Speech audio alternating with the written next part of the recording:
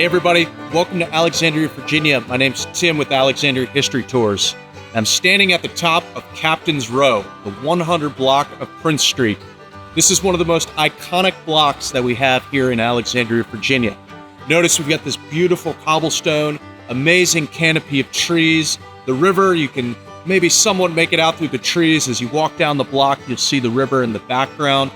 This is one of the first blocks in Alexandria that was actually laid with stones, going back to around 1793. Now, the stones that we have today are much smaller than the original stones. The originals were at least 60 pounds, if not heavier. There's another description we have of the stones, that they were in the, quote, oval kind. We know this from some early advertisements that were put out. People actually purchased a lot of the stones that came here.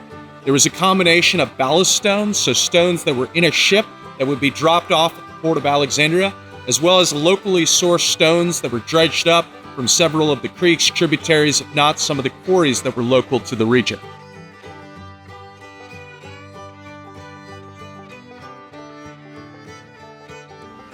Okay, so if I was standing right here in 1749, I'd be on the edge of a 30-foot cliff. You can see how the block is actually sloping down this way. So it really gives you a sense of that early shoreline. The banking out took place right around the end of the Revolutionary War into the late 1780s, 1790s as an extension of Alexandria's shoreline. And again, the stones were laid here sometime around 1793. So it's one of the first blocks in Alexandria that actually had stone on it.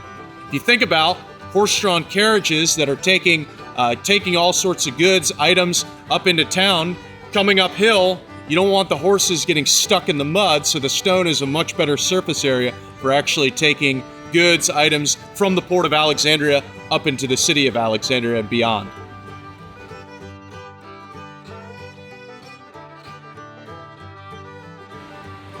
One of the most distinctive features we have of Old Town Alexandria are our gas lights. I love the fact that homeowners still have the gas lights burning on their property, even if the source of gas is no longer what it was historically. In fact, historically, it was coal gas. Now, the Chesapeake and Ohio Canal was completed right around 1850, and Alexandria Gas Light Company was started in 1851. A lot of the coal came from the rich coalfields of Cumberland, Maryland, and it was transported down the C&O, or Chesapeake and Ohio Canal, to Georgetown.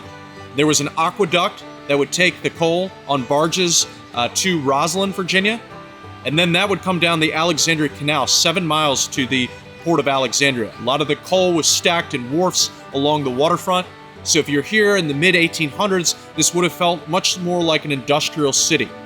There was a gas works that was right near the foot of the waterfront, or the foot of Orinoco Street, and that gas would have been produced by coal. Again, coal was shoveled into giant furnaces. It's then piped underground, 3-inch copper piping, up into homes, commercial properties in the 1800s.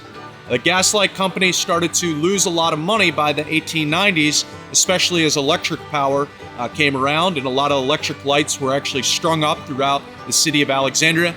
Finally, after hemorrhaging a lot of money, Alexandria Gas Light Company was bought out by Washington Gas in 1939. So we hope you come to Alexandria. Take a tour with us right here at Alexandria History Tours. Thank you so much. Look forward to the next video.